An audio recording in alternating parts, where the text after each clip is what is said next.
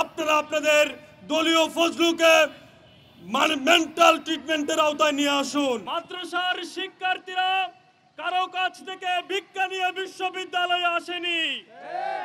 আমরা স্পষ্টভাবে জানতে চাই, অব্যাহতভাবে বাংলাদেশের মানুষের মধ্যে যে একতা সৃষ্টি হয়েছে, সে একতাকে বিনষ্ট করার লক্ষ্যে প্রতিনিয়ত যে বক্তব্য দিয়ে যাচ্ছে ফজলু, এই বক্তব্য কি ব্যক্তি ফজলুর নাকি বিএনপি দলের?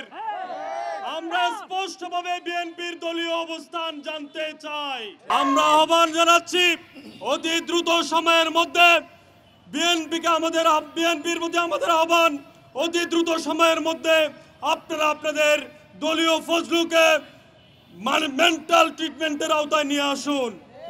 বাংলাদেশের মানুষের একতা বিনষ্টকারী একের পর এক যে বক্তব্য দিয়ে যাচ্ছে, এই বক্তব্য যদি দিতে থাকেন, জনগণ আপনাদেরকে ঘৃণা ভরে প্রত্যাখ্যান করবে। ফজলুর রহমান তার অন্তরে যে ইসলাম বিদ্বেষে পুষে রেখেছে, তার যে অতীতের যে ফ্যাসিস্ট দল, সেই আদর্শকে সে এখন আবার সামনে নতুন করে তুলে ধরার চেষ্টা করছে।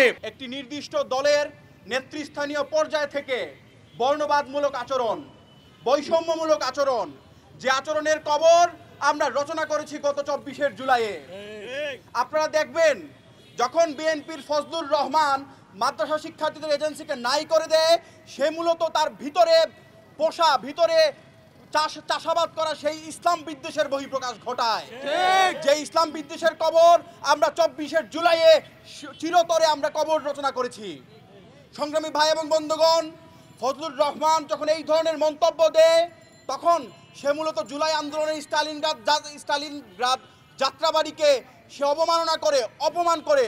আমরা দেখেছি এই বাংলাদেশের আজাদির আন্দোলনে, এই বাংলাদেশের এই অঞ্চলের সকল গণতান্ত্রিক এবং সকল যৌক্তিক আন্দোলনে এই দেশের ইসলাম প্রিয় মাদ্রাসার ছাত্রদের বিশাল ভূমিকার কথা।